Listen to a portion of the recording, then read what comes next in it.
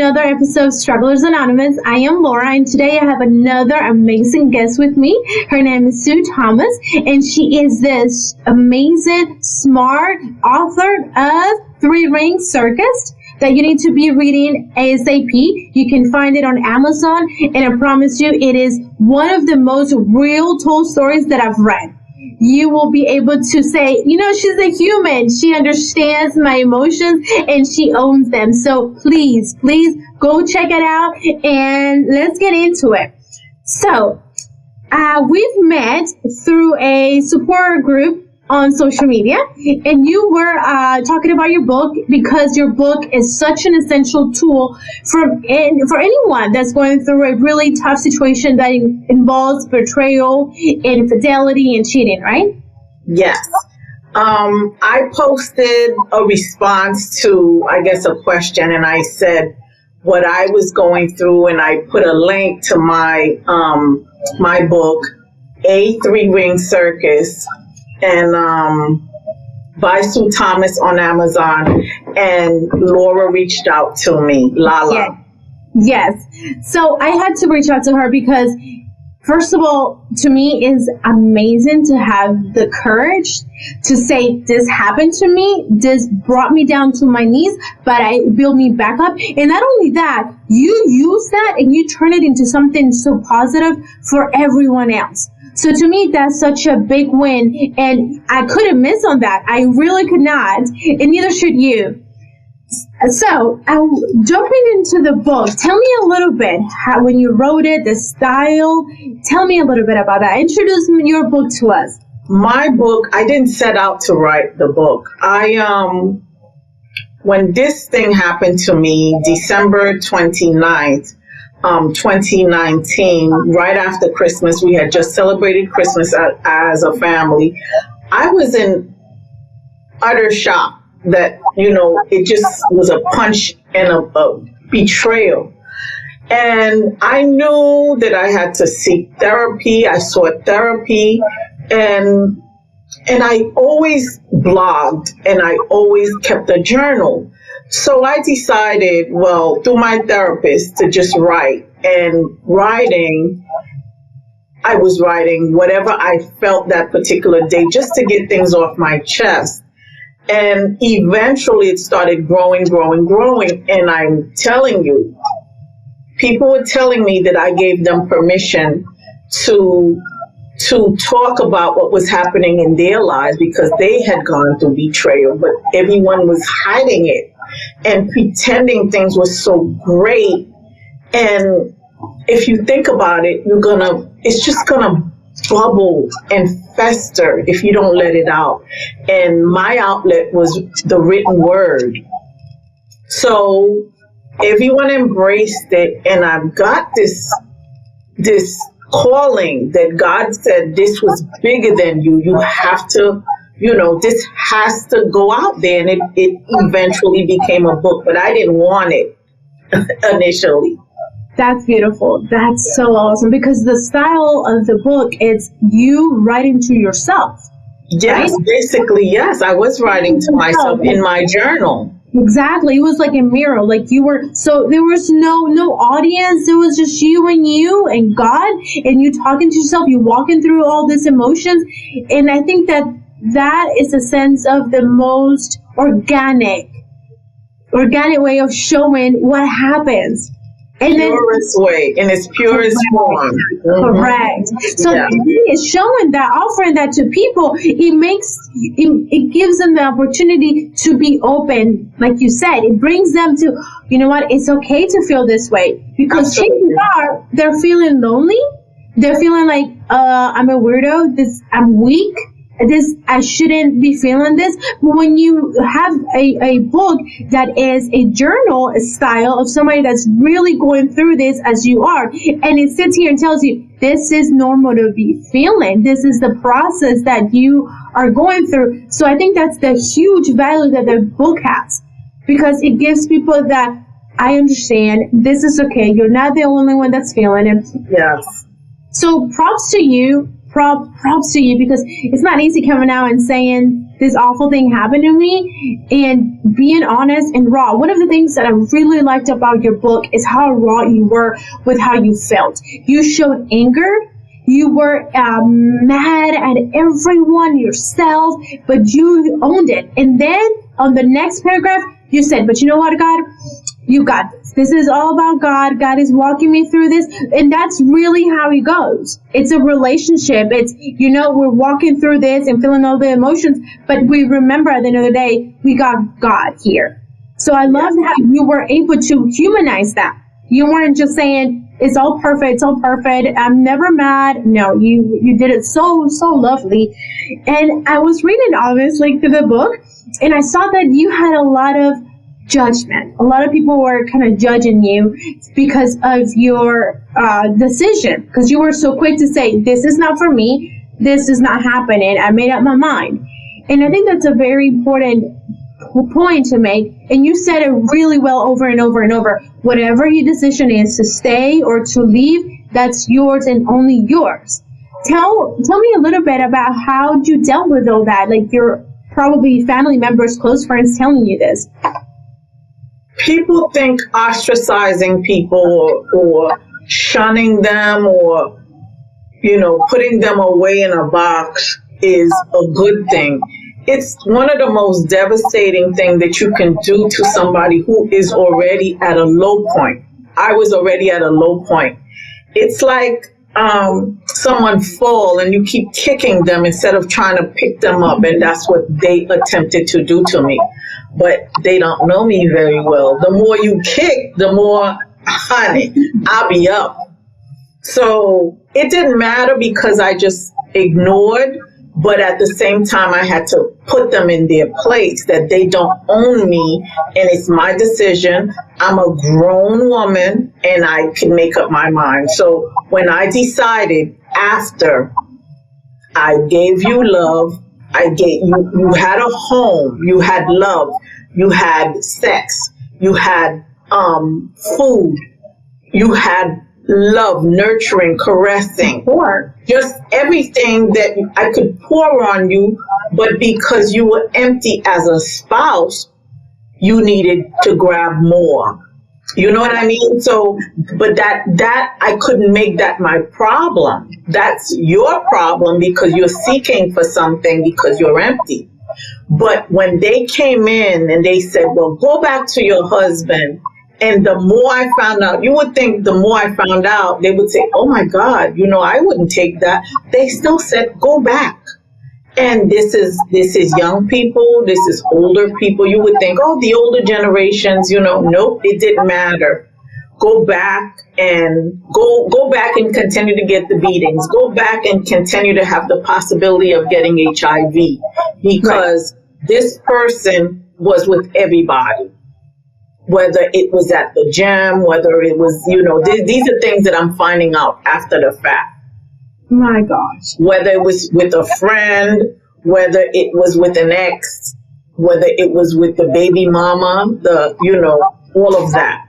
So go back to that. And I don't know what woman would intentionally, knowingly put themselves down that low or be desperate enough. But again, it's a personal choice. But my choice let me have it. I didn't want him. At this point, he was erased from my life, So anyway, that's how I felt. And I wrote about it. And I loved it. And I loved every word of it, to be honest. Your way of going higher, the way that you were so clear about this is not a me matter, this is not my problem, this is his problem, and my situation is now picking myself up and moving forward. That view, you barely see it, honestly. It takes a lot of years for women to get to that point, to be able to dissociate themselves from the actual cheating and the reason why it happened, that it had nothing to do with them, but everything to do with them feeling empty and sourcing or trying to find more. Right? So the way that you were able to see that situation so early on, so clearly, is amazing to me. Because you get to that point later on, like maybe years on, but you were on point from the beginning. You knew exactly what needed to be done, what was right, how it happened. I knew it because of, again, what we had gone through, the love that I poured out. But what made me stick to that decision was therapy. I went to therapy, just to have something to, grasp on, because I was in disbelief. Of course. And the therapist helped me focus on me. So even though you said I saw those things and I made that decision immediately, the therapist reinforced it. And I was having anxiety. I was, just insomnia, all of that. I had to grapple with all of those things. And the therapist really helped me. I don't take credit in my prayer life. To me, it helped me tremendously. I prayed for God. He said, I will never leave you or forsake you. But I just grabbed onto God and I held on and I prayed not to let me fall in this hole that I was starting to sink, feel like as if, the bed was opening up and grabbing me and I was sinking into depression, and I would not allow that. No, ma'am, never. That's strength that you show over and over and over. You chose yourself. You told yourself, no, this is not happening. I'm going to pick myself up and keep going. And the way that you did it wasn't like you were being forced to do it, but because that was who you are. Yes. Like, that's my inner strength. And then you were also you dealt with this in a very intimate, private matter. And I read on the book that a lot of people were like, well, you're faking it. Why are you not going out and being all ghetto? And, how you were just writing about it. I thought that actually gave you more of a clear understanding of how you were, where you were going, and what was the path. And a lot of us, when we're going through that, we make that sad mistake that we get so caught up on, what is this person telling me to do? What am I hearing this? That they're not being quiet and alone enough to hear their own thoughts. What they need to be told by themselves. What am I feeling? Let me come to grasp with that. So I think what you did was amazing. How you dealt with it. I don't want to take too much credit, because in the back of my mind, and this is why I want people to read this, because we don't have to lower ourselves. Initially, I wanted to grab that broom in the garage and beat them. That was my initial gut. And then, as I said, but God, when the garage door lifted and I saw the police car across the street, I pulled out and couldn't. And then again, when I went to get my car keys at, the side piece house, I don't know. It was God that she wasn't there. Who knows what could have escalated? I don't know. But I just say God's been with me, because your emotion sometimes takes the best of you. And I just said, give me my car keys. I left a message for him. And then I left. I said I wanted a divorce. That's really why I went there as well. Give me the divorce. Here are the papers, because he was going around and telling people that I'm holding on to him. And there was nothing to hold on to. You had nothing to give me. So, I started pulling and pulling and pulling back. And things got more disgusted, and I was just done. There was nothing to ever fight for once I knew. It's like the love was erased immediately. Yeah, I turned off like this.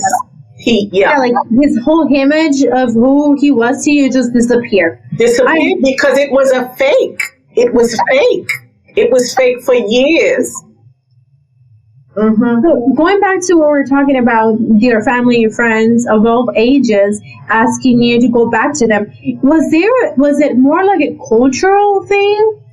Yes, ma'am. It's a cultural thing. I'm originally from Haiti, and 9 times out of 10, you don't leave, a wife does not leave her husband. You talk about it and you hear more lies, and you may or may not believe it, but you choose to stay. And some of us stay because of children. Some of us stay because of, like this woman told me, she says, I have girls. I don't want a stepfather because we know what may or may not happen. Another one says, what am I going to do with one income? Another, various reasons. It's not just culture, it's financial, it's household. You have a home and you want that, and one day I asked one young lady, I said, so when the children grow up and they leave for college, what's going to happen to two of you because you're already sleeping in separate bedrooms? And then when you find yourself and you're like, oh, wait a minute, where am I? Me. How many years have been lost? Yes. How many years have you given? Mm-hmm. Absolutely. Yes. Mm-hmm. I had a feeling that it had a lot to do with culture because I'm Colombian. My background is Colombian. I was born in Colombia. And I have my great-grandma's great-grandma story. It was, her husband had 2 families. And it was normal. Yeah. And back in the day, it was a normal thing. It was abnormal when they only had one. So back in the day, it was so accepted, and you're leaving your husband because he had someone else. Oh, hush, that's no big deal. You sit down and you're being quiet. So I understand that whole culture thing. Yes. I'll say this. Thank God the times are different. Yeah. And now we get to honor ourselves with the decisions that we want to make for ourselves, whatever that is, staying or leaving. Yes. And I respect a woman who puts her priorities, because her priorities is to, maintain that family to the next level. So I respect her for making that decision. I just had a problem with them telling me to do what they were doing. Correct. Right. Yeah. Right. I respect you doing you, but you should respect me doing me. Absolutely. Yeah. Yes.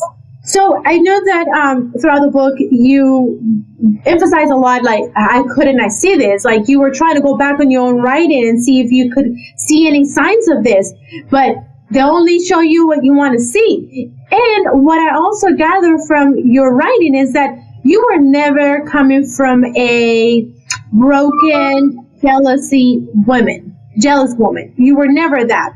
So you didn't have the need to always be alarmed about what are you doing? Where are you at? You didn't have that need. You were a healthy person going about life, doing your own self. So the thing is that there was no need for you to see that because you weren't looking for that because your mind wasn't there.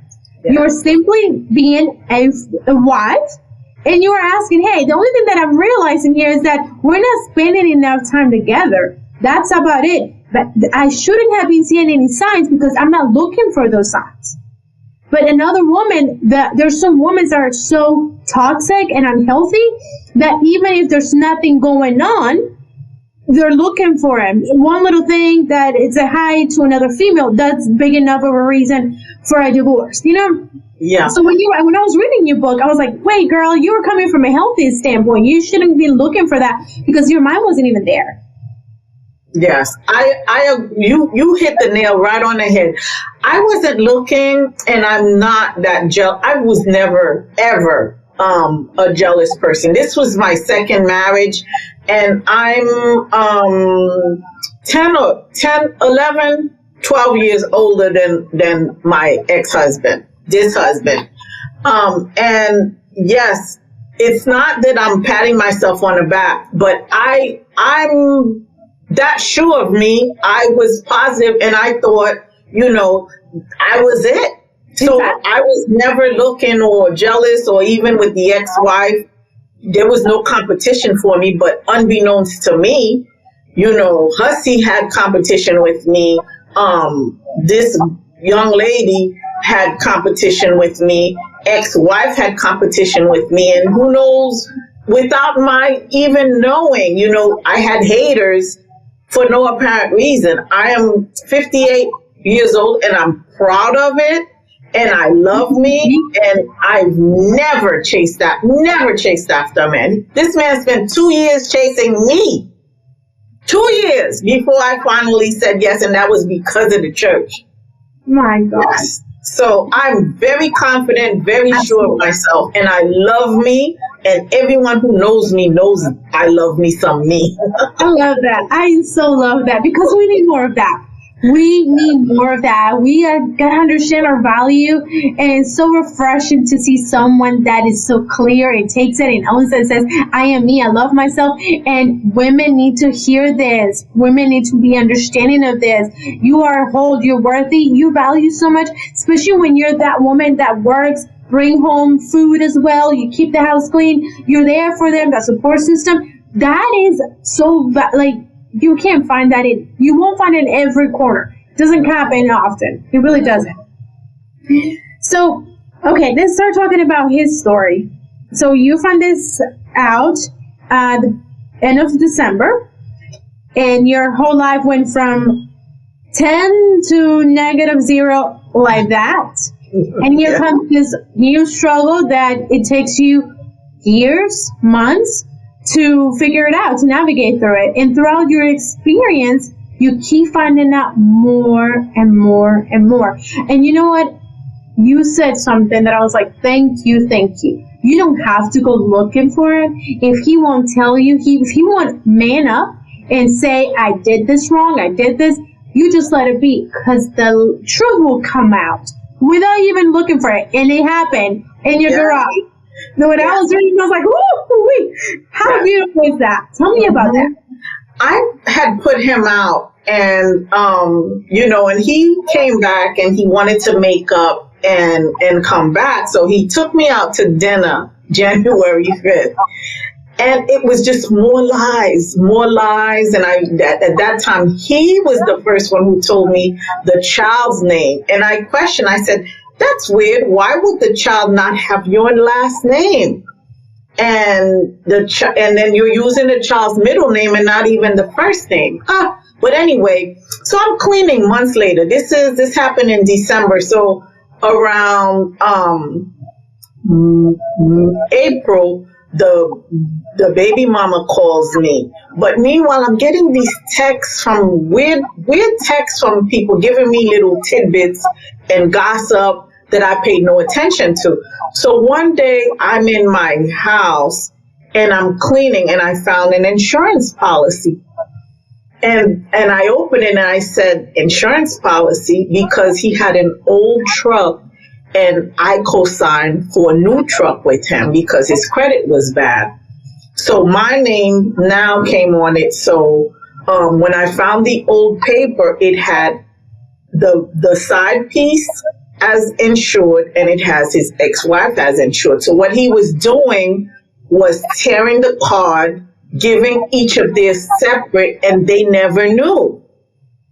So when it started coming back to me, and now I got, when I saw this, I said, oh, this is her real name. I finally found out the side piece's real name. So when I found her name, I was able to, my ride or die friend went bloop, bloop, bloop, bloop, bloop, and found out her address. I was able to go tell them, please leave me alone. Stop talking about me. Stop texting me things if it's you. And this is the information. Leave me alone. You can have him. I don't want him anymore. So then the ex-wife was texting me pictures of her baby, and it was just a mess. Things were just coming to me from my house without even moving. My God. All the 411, all the tea. I was just up to here with information. I didn't know what was true, what wasn't true. They were just telling me things, and they don't know, even with the child's name, you can go to Vital Statistics and get all of that information. The child doesn't even have his last name. And he knows this and he's hiding it. It takes a special type of person to be able to pull those things, like to do that, to have both of them listed on his insurance, and they don't know about it. That I was like, wait, what? Yeah. Blew my mind. Yeah, tear the card, give one to this, give one to that. Mm-hmm. That's insane. That's insane. It really is. But I think that the situation of the child, I think it broke down his image even further more to you. Because it's one thing, okay, you're a cheater, blah, blah. This is a child. It's not his fault at all. You need to man up. But we already know you can man up because you didn't come clear to me. You come clean to me and tell me all those things were going on. But you're still not being able to step up and say, this is my kid, and or be there for her when she's going through childbirth. All of these things, he was never there. Never there.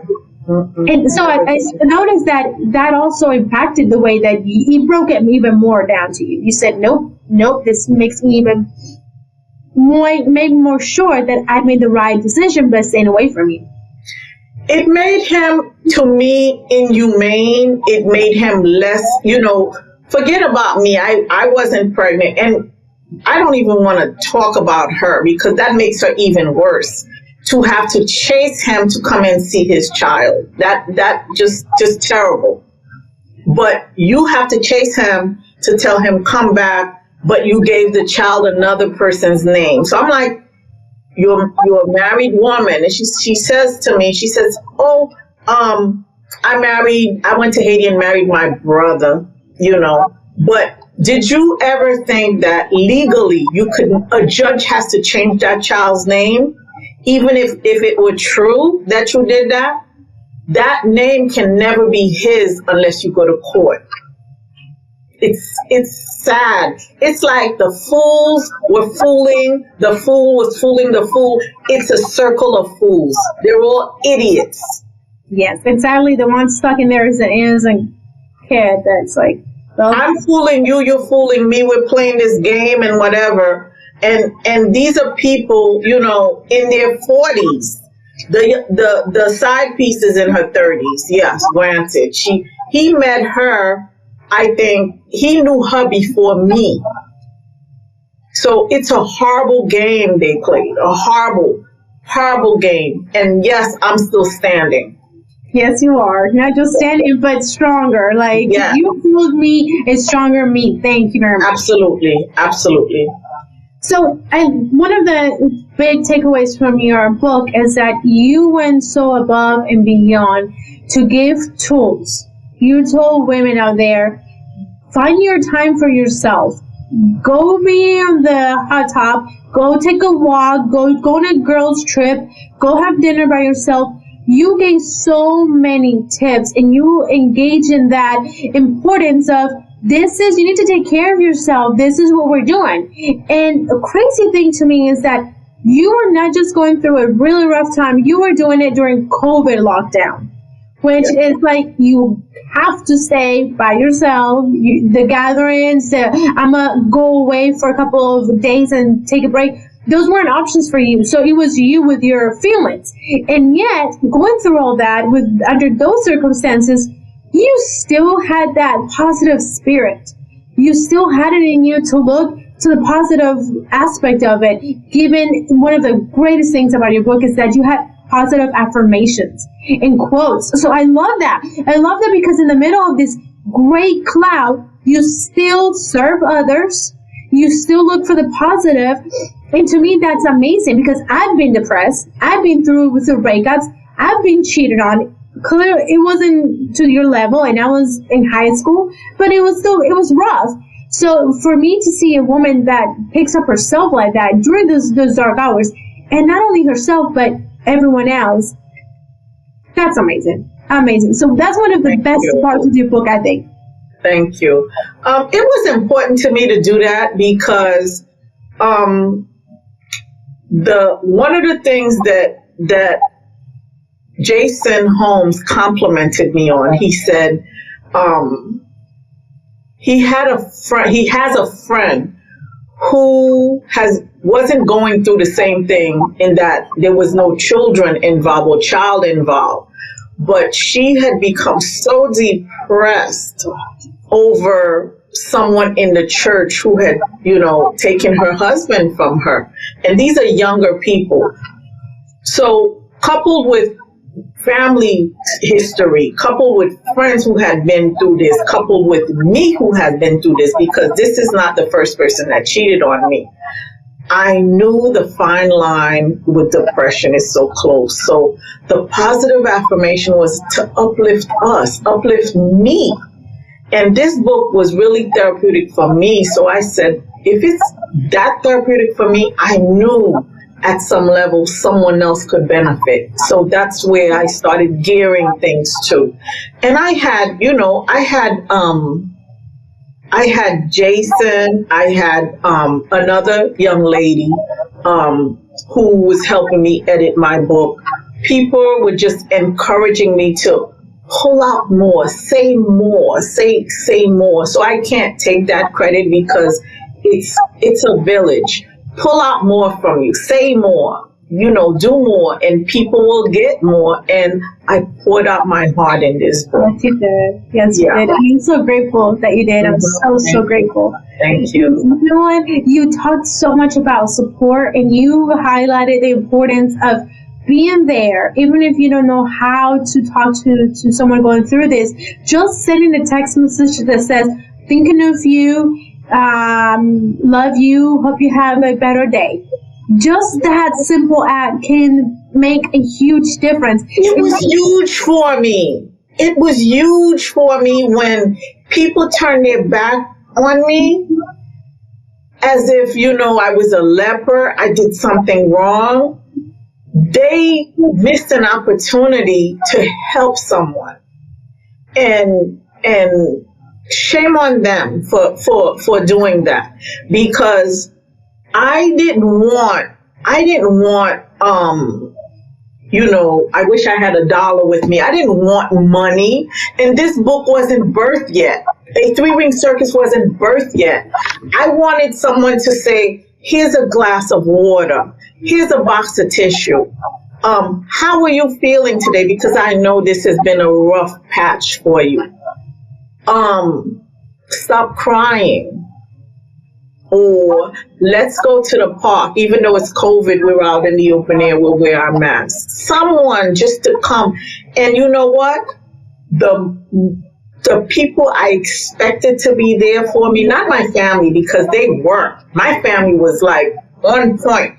But my so-called friends, they turned their backs on me. God provided more friends, better. And I had my posse that we Zoomed every week. These are my high school girlfriends from 11th grade. They were there for me. So they weren't there physically because they live in New York, Connecticut, all over the place. So we Zoom and we talk and we cry. The essential people were there for me. Those that I thought that would be there, that I was there for them, disappeared.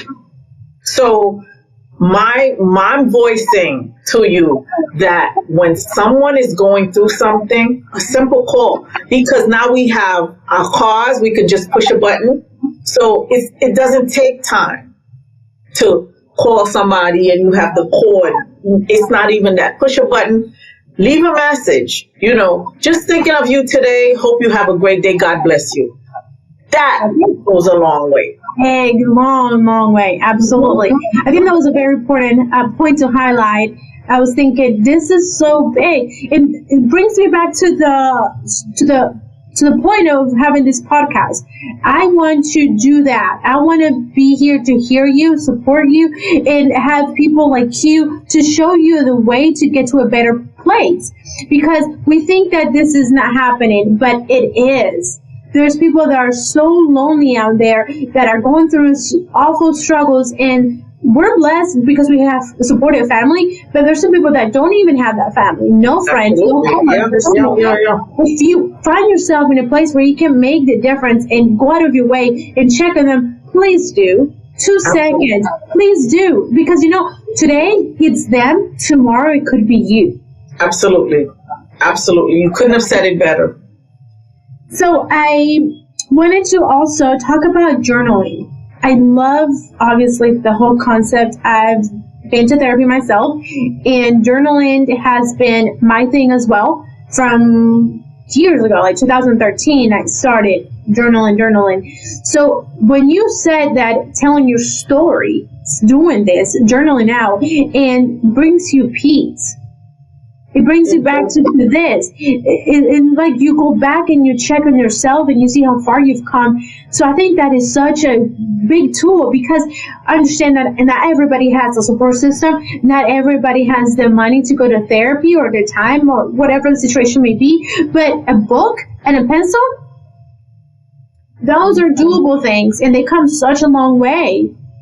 So absolutely. I love how you were such a good example of, hey, listen, write yourself, talk to yourself. This is your mirror, and talk to yourself. And going back to your story, so you had a hard time giving a divorce. I'm not trying to spoil the book for anybody, but the story is that, he was, why do you think he was being so, wow, what was up with that? I kept thinking, I'm like, dude, it's kind of down the line. For a lot of people, it's an ego. It's not a male issue or female issue. It's an ego. His ego is, how dare me leave him? So he's going to fight. And initially he said to everybody that, I'm going to get my wife back. I'm going to get my wife back. And then when that, yes, yeah.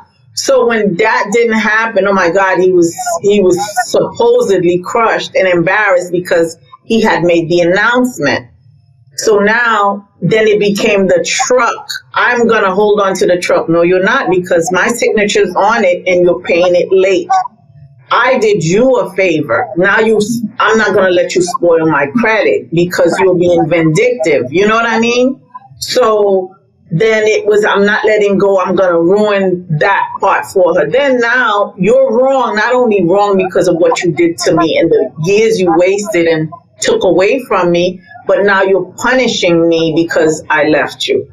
It just got, nasty for no reason. And I think too, we were married 7 years.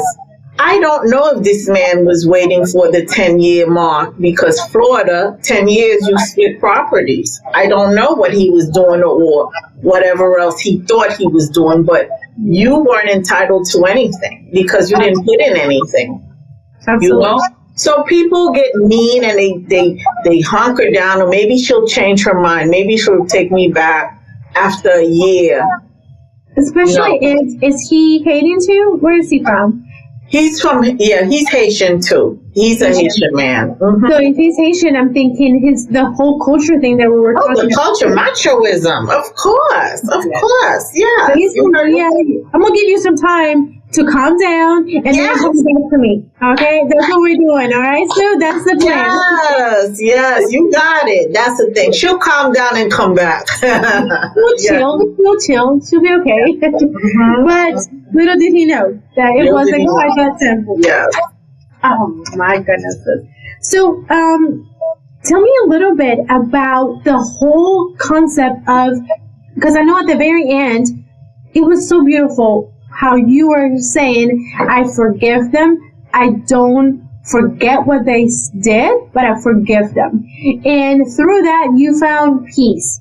It's such a clear distinct. We can see it from the beginning of the book to the end, how you have healed. I mean, at the end of the book, you're just kind of taking it all in, going analyzing it, but in a different way. So mindset. Yeah, your mindset is just very different. And granted, this is not just you getting cheated on by your husband. You also got blindsided by a close friend of yours. And this person, that is another tragedy, another heartbreak. It's another level. This is more personal because this is them out there. This is somebody another person I trusted. So you were dealing with all of this, and at the end of the book, it's like, you know what? I forgive you. I won't forget, but thank you. Because the greatest thing is that you even said about the ex-wife that went and gave you the gift of freedom, of liberty. You said it so many times over and over. You were like, thank you. She's being portrayed as a monster for telling me, but actually you were the hero of the story because of her, I'm able to have my liberty back and not waste my time anymore. Lala, you read it, girl. I read it. If everybody got what you got, thank you. I love it. I love your book. I love what you did. I love Thank you. That is the feeling there in the words. Oh my God. Let me tell you, I thank this woman, even though she didn't do it out of the goodness of her heart, she did it to hurt me.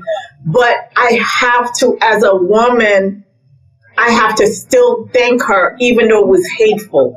You understand? Because to me, I'm looking at my health. I'm looking at my total health.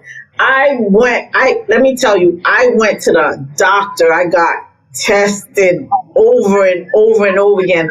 When you have, we underestimate our health. You know, I was listening to another podcast of yours. We underestimate herpes. We underestimate HIV. There's two viruses. I think it's RSV and it's HSV that there's no shots or cures for. And I emphasize in this book because women say, oh, my husband is cheating, but your husband is cheating with the person who may be cheating, who's cheating with somebody else. So in other words, you may be having sex with 10 people by the time he comes to you. So this was I was like this, like shaking. Because like I get a pimple on my lip, I'm still, oh my goodness, I wonder, you're always doing this because the person you entrusted put you in that position. It's the saddest thing. So the anger was, from all of it. I had a reason to say the F word in the book.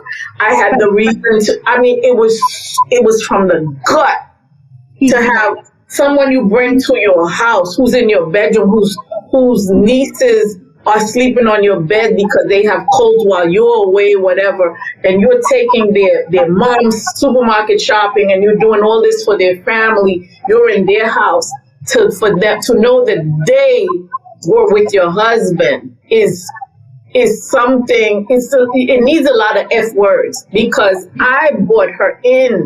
She wasn't out there. I brought her into my sandbox. And shame on me because for getting too close. So the side piece, I don't know about her, but I still had to forgive her because this man, his toxicity pulled us all in unbeknownst to us. And in the book, I call it the 3-ring circus. Because he was manipulating everybody. And sorry, hussy, she came in through the back door. She put herself not knowing that's what he was doing. So she got sucked in it too. And then to have them talk about me, that was more anger to, okay, you're going to talk about me. Well, let me let up the cat out of the bag type of thing. I was not writing about these things. I was writing about my ex-husband, and then all of a sudden things got pulled in and whatever. But I had to forgive them. I had to forgive them because I would become as toxic as them. Absolutely. And for me to heal, I had to let them gently go. And Absolutely. That's what I did. Gently go. And even got to pray for them because if I pray for them, God will release them from me. And that's what I wanted. What a blessing, right? Oh my God. I was just going to tell you, one of my close family member of mine, she can't really say, but this person was unable to forgive. And that toxicity started going in and out. Thank you, baby. Started coming out in such a bad way, and only that person was getting the bad end of that. So that example in my family that I've seen, I can see the value of forgiving, healing, and letting it go. Because if not, it corrupts you. Little by little by little, it starts eating you up. Yeah. So I think that... Can I say one thing?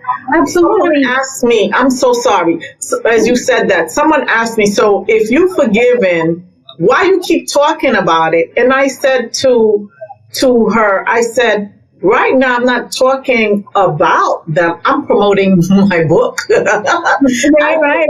Yeah. So it's for promotional. So it's constantly going to be repeated, but I'm still forgiving them and they're out of sight, out of mind. You know what I'm saying? So I just wanted to say that too, as an answer, if she sees that clip.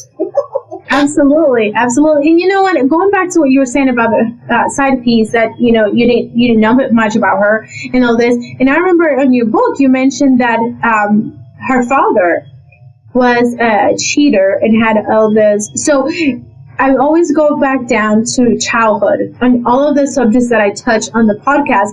I go back and go to childhood and the reason why and how you're raised and the examples are around you, because that shapes you to what you accept, what do you think it's normal, what's right in your book or not. So when I think about somebody like her, I see the product, sadly, of her upbringing.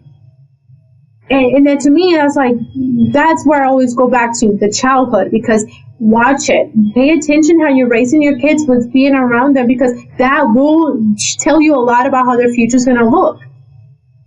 Absolutely. That when she called me in April, she told me all those things. She told me a lot of things. She said, she was itching, which I told her you need to go to the health department. She told me about her dad. Maybe she's paying for this because her dad used to whatever. Those were her words. And she called me from work with her earpods, and the phone kept ringing. She kept calling me back. I have all those phone logs. So there's no fibs. There's no lies. Everything was verbatim. She called me for Easter of all days. And I hung up on her. I said, no, ma'am, we're not going to do this on the Lord's Day. So she called me back weeks later and she told me about her dad. And she told me that he was buying a property. He showed her property in Apopka. She told me about, a lot of stuff. She even told me about meats that was in my refrigerator that I had given to him. She said he bought her all this chicken. And I'm thinking, oh my God, should I tell her that that's from my refrigerator? But let her just have that happy moment. I didn't even go there with her. Little things, petty things, He was just playing with people's lives. So sad. And he's going to get his because she's been playing with him too. That child does not have your name. That child has the father's name, not yours. Oh, so there. Yeah, there's a T. You take it. That's insane. But yeah, the biggest takeaway from your whole book is at the very end, and I love it how you position it, how you were so real and you showed all of your emotions, and you did it from the bottom of your heart to help anyone that's going through that. So I appreciate so much, and I don't know if you hear this often, but if you do, I want to say it again. Thank you. Thank you for having the courage to say what you went through and being so honest and raw, because your story can help someone else to say, okay, I'm not alone with this. People have been through it and they were okay, better than okay at the end. And that could be my story in the future. So thank you so much for sharing your story. It was a pleasure having you here tonight. It was another pleasure reading your book. I enjoyed it. Every F word, every positive affirmation, everything. I loved it. It was so well put together. So, Lala, thank you very much for having me. Thank you. It's been my pleasure.